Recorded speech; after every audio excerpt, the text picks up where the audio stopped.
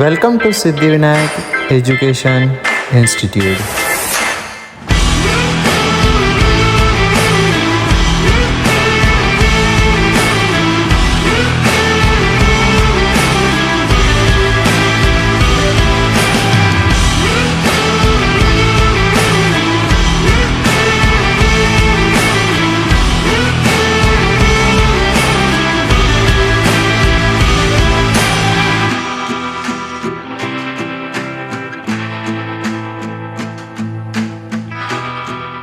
Hello everyone, I am Vidhi Patle from Siddhivinayak Institute, Gondia. Today's my topic is kinetic theory of gases. So सबसे पहले हम देखेंगे assumptions of kinetic theory of gases, जिसमें gas जो होंगी वो ideal gas की तरफ बिहेव तभी करेगी जब वहाँ पर दो कंडीशन होगी, जब हमारा प्रेशर बहुत कम होगा और टेम्परेचर बढ़ जाएगा. प्रेशर कम होगा और टेम्परेचर बढ़ जाएगा तो पार्टिकल्स जो होंगे वो अवे मूव करेंगे, ठीक है, तो वो आइडियल बिहेवियर शो करेगा. दूसरा कि वहाँ पे कोई भी टाइप के इंटरेक्शन प्रेजेंट नहीं होंगे, ठीक है, तो पोटेंशियल एनर्जी जो हो जाएगी उनकी वो जीरो हो जाएगी एंड टोटल एनर्जी जो होंगी वो काइनेटिक एनर्जी की तरह होंगी. तो total energy is equals to kinetic energy. Then हम आगे मूव करते हैं. तो the gas molecules are assumed to be perfect elastic. Collision जो होगा वहाँ पे प्योरली इलास्टिक होगा, क्योंकि इलास्टिक होगा तो एनर्जी का लॉस नहीं होगा, एनर्जी जो होगी वो कंज्यूम होगी. Then collision between the molecules and with the wall are assumed to be elastic. जैसे कि अगर कोलिजन मॉलिक्यूल्स के बीच में हो रहा है या फिर वॉल के बीच में हो रहा है वो इलास्टिक ही होगा एंड ग्रेविटी जो होगी वो वहाँ पे नेग्लेक्ट की जाएगी. सो हम बाद में मूव करते हैं आइडियल गैस इक्वेशन की तरफ. आइडियल गैस इक्वेशन क्या होती है हमारी? PV = nRT. P जो होता है वो होता है हमारा प्रेशर ये जो होता है ना ही वेक्टर होता है ना ही स्केलर होता है. तो ये हमारी होती है टेंसर क्वांटिटी जो कि मैग्नीट्यूड तो देती है बस डायरेक्शन स्पेसिफिक नहीं बताती, ठीक है. इनका SI यूनिट है पास्कल एंड एक्स्ट्रा और भी यूनिट है जो होता है mm of Hg atmosphere. That is 1 atmosphere की वैल्यू होती है 1.01 × 10⁵ पास्कल, ठीक है. Then volume. तो वॉल्यूम जो होता है ये क्या होता है? तो वॉल्यूम होता है हमारा फ्री स्पेस जो कि मॉलिक्यूलर मूवमेंट के लिए अवेलेबल होता है. ये असर्शन रीजन में भी हमें पूछा जा सकता है. तो इसको हम मीटर क्यूब में डिफाइन कर सकते हैं. इसका यूनिट है मीटर क्यूब, ठीक. एन जो होता है ये होता है number of moles. Number of moles जो होता है mass upon molar mass. Molar mass के लिए एक हमने मिक्सचर के लिए फार्मूला डिराइव किया हुआ है, that is n1 m1 n2 m2 upon n1 n2. Then r क्या होता है? तो यूनिवर्सल गैस कांस्टेंट जिसकी वैल्यू होती है 8.314 जूल पर मोल पर केल्विन, ठीक है. अगर कैलोरी के फॉर्म में हमको पूछा गया है तो R = 2 कैलोरी लिख सकते हैं और हम इसको 25/3 के फॉर्म में भी लिख सकते हैं by using in the formula. Temperature को हम केल्विन में मेजर करते हैं. देन दूसरा इक्वेशन है PV = nRT, जहाँ पे n जो होता है n होता है मास अपॉन मोलर मास. तो हमारी इक्वेशन बन जाएगी PV = m upon capital M RT. Further इसको अगर हम इधर मूव करते हैं P = m/v RT/m. तो मास अपॉन वेलोसिटी क्या होता है? ये डेंसिटी होता है. तो डेंसिटी एक न्यू फार्मूला हमारे पास डिराइव हो जाएगा, न्यू रिलेशन मिल जाएगा, वो होता है P = ρRT/m, ठीक है. देन हम मूव करेंगे गैसेस लॉ की तरफ. गैसेस लॉ को हम डिराइव करेंगे PV = nRT से. तो वॉल्स लॉ की तरफ मूव करते हैं. वॉल्स लॉ क्या होता है? तो प्रेशर वॉल्यूम = कांस्टेंट, जहाँ पे प्रेशर और वॉल्यूम कांस्टेंट होता है. एक न्यू रिलेशन भी आता है P1V1 = P2V2, ठीक है. तो इसमें हमारा टेम्परेचर कांस्टेंट होगा. अगर फिर भी हमको दिक्कत जा रही है, अगर हम आइडेंटिफाई नहीं कर पा रहे कि रिलेशन किसके बीच में और कांस्टेंट कौन सा है, तो PV = nRT जो आइडियल गैस इक्वेशन है हम इससे देख सकते हैं कि प्रेशर और वॉल्यूम के बीच का रिलेशन है और जो कांस्टेंट है मतलब जिसके बीच में रिलेशन नहीं दिया हुआ है वो कांस्टेंट हो जाएगा. तो यहाँ पे हमारा टेम्परेचर कांस्टेंट हो जाएगा. देन हम मूव करेंगे चार्ल्स लॉ की तरफ.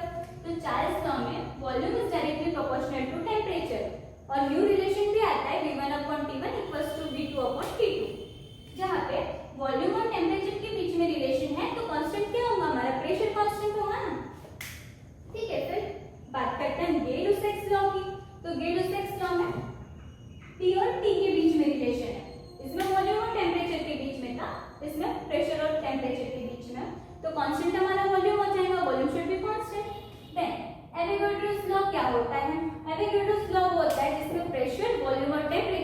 ये हमारे सेम रहते हैं, तो n1 इक्वल्स टू n2 भी हो जाएगा ना।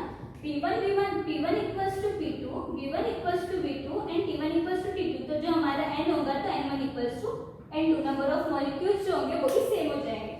देन मूव करेंगे towards the Dalton's law of partial pressure. ये क्या होता है, जिसमें पार्शियल प्रेशर क्या होता है, total sum of total pressure के बराबर होता है। अगर हमने 3 कंटेनर लिए जिसका प्रेशर अलग है, वॉल्यूम अलग है, टेम्परेचर अलग है, सॉरी प्रेशर और वॉल्यूम अलग अलग है, अगर हमने एक कंटेनर में उसको मिक्स करे तो वो उसका पार्शियल प्रेशर होगा। देन बात करते हैं ग्राम्स लॉ ऑफ डिफ्यूजन की। तो रेट ऑफ डिफ्यूजन क्या होता है, rate of diffusion inversely proportional होता है under root of molar mass के। ठीक है, एक रिलेशन भी मिलता है हमको, R1/R2 is equals to under root of M2/M1। ये बहुत इंपॉर्टेंट रिलेशन है, ठीक है, पूछा जा सकता है एग्जाम में। Then pressure exerted by ideal gas. So pressure exerted by ideal gas, इसमें हम देख सकते हैं प्रेशर के लिए एक रिलेशन है 1/3 रो Vrms का स्क्वायर। सो Vrms क्या होती है, under root of V1 square plus V2 square up to Vn square divided by n। ये एक फॉर्मूला हो गया। देन हम मूव करेंगे towards the different speed of gases molecules, जहां पे हमारे पास 3 स्पीड होंगी, Vrms, Vaverage, V most probable. So Vrms, इसके लिए फॉर्मूला क्या है, that is under root of 3RT by m, under root of 3KT by m, अगर कंडीशन K के टर्म में दी हुई है, under root of 3P by rho density के टर्म में दी हुई है, Vaverage under root of 8RT by m, 8RT by pi m, under root of 8KT by pi m and under root of 8 pi p by rho। ठीक है, but इसमें क्या बोला गया है, ये हमारी Vaverage स्पीड है, स्पीड हमारी क्या होगी under root of 8RT by pi m। But अगर Vaverage बोला है, मतलब वेलोसिटी, अगर एवरेज वेलोसिटी बोला गया तो वो 0 हो जाएगा। अगर हम एवरेज वेलोसिटी को लेके चलेंगे तो 0 है, बट अगर सपोज हमने वहां पे under root of 8RT by pi m कर दिए तो वो गलत हो जाएगा। ठीक है, V मोस्ट प्रोबेबल, इसके लिए फॉर्मूला है under root of 2RT by m in the term of K 2KT by m and under root of 2P by rho। ठीक है, सबसे मेन जो क्वेश्चन यहाँ से पूछा जाता है, एग्जामिनर हमको ये पूछ सकते हैं कि इंक्रीजिंग और decreasing order of speed of the gases molecules. So हमको कुछ याद नहीं रखना, हमको सिर्फ राम का नाम लेना है, दैट इज RAN। अगर इनका इंक्रीजिंग ऑर्डर देखेंगे तो RMS, Vrms is greater than Vaverage and Vaverage is greater than V and V most probable। तो बस हमको ये ऑर्डर याद रखना और ये नाम याद रखना, ये पूछा जा सकता है। देन हम बात करेंगे law of equipartition of energy के बारे में। तो इसमें टोटल एनर्जी जो होगी वो इक्वली डिवाइडेड होगी हम all the degree of freedoms. जिसमें डिग्री ऑफ फ्रीडम्स की हम बात करेंगे, बट यहाँ पे हमारा एक रिलेशन भी होता है kinetic energy translational is equals to 3/2 RT। Then degree of freedom की तरफ मूव करेंगे। डिग्री ऑफ फ्रीडम क्या होती है, मॉलिक्यूल्स कैन एग्जिबिट मोशन, जिसमें मॉलिक्यूल्स जो होंगे वो मोशन को एग्जिबिट करेंगे और अपनी, उनके पास कुछ एनर्जी होंगी, अपनी एनर्जी के साथ में रहेंगे। दैट गैसेस मॉलिक्यूल्स की बात करते हैं तो मोनोएटॉमिक हो सकते हैं, डायएटॉमिक हो सकते हैं, फर्दर पॉलीएटॉमिक भी हो सकते हैं। जिसमें एग्जांपल बताती हूं, अगर मोनोएटॉमिक गैस है तो इसमें इसकी ट्रांजिशनल एनर्जी जो होगी वो तो कांस्टेंट होगी, 3 ही होगी। बट अगर रोटेशनल एनर्जी देखते हैं, जैसे सपोज हम एक स्फेरिकल बॉल लेते हैं या कोई भी स्फेरिकल सर्कल कोई भी ऑब्जेक्ट लेते हैं, बट इसमें रोटेशन, इसको हम रोटेट करते हैं, उसको रोटेशन नहीं दिखेगा तो इसका रोटेशनल एनर्जी जो होगी वो 0 हो जाएगी। देन डायटोमिक की तरफ मूव करते हैं तो ट्रांजिशनल एनर्जी 3 ही होगी, बट रोटेशनल एनर्जी जो होगी वो हमारी 2 हो जाएगी। क्योंकि अगर हम स्क्वायर की बात लेते हैं, डायटोमिक में अगर हम स्क्वायर लेंगे तो हम इसको रोटेट कर सकते हैं, हमको रोटेशन विजिबल होगा तो इसका रोटेशन हम वहां पे 2 लेंगे क्योंकि 2 टाइम हमको रोटेशन दिख सकता है। पॉलीएटॉमिक में फर्दर सेम ही कंडीशन होगी एज डायटोमिक। ठीक है, देन हम मूव करेंगे towards the mean free path. ये क्या होता है, मीन फ्री पाथ ये होता है average distance between the 2 consecutive collision, उसी को बोलते हैं मीन फ्री पाथ। ये एक zigzag पाथ होता है जिसमें अगर हम टेम्परेचर को इंक्रीज करते हैं तो हमारा मोशन भी इंक्रीज होता है। ठीक है, तो इसका एक फॉर्मूला है mean free path is equals to under root of 2 pi n D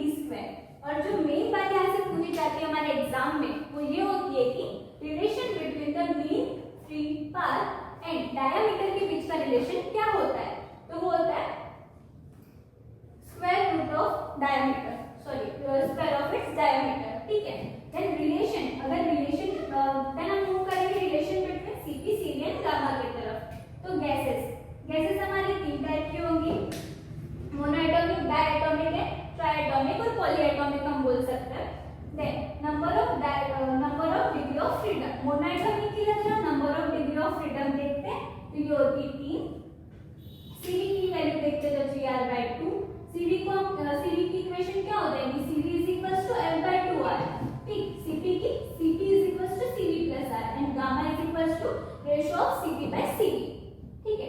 monoatomic जो है इसकी number of degree of freedom 3 हो गई। देन Cv का रेशियो लेंगे तो 3R/2, Cp का रेशियो लेंगे 5R/2 और टोटल हम गामा का रेशियो लेते हैं तो 5/3, टोटल हो जाएगी 1.67। डायएटॉमिक की बात करते हैं, डायएटॉमिक में number of degree of freedom 5 हो जाती है, ट्रांसलेशन 3 और रोटेशन 2, तो हो जाएगी 5। Cv 5R/2, Cp 7R/2, तो गामा का रेशियो क्या हो जाएगा 7/5, 1.4। ट्राइएटॉमिक के लिए भी number of degree of freedom तो हमारे 5 ही होंगी, सेम होगी एज डायएटॉमिक, 5R/2, 7R/2, 7/5, 1.5, ठीक है। तो ये हो गया हमारा relation Cp, Cv and gamma के बीच का।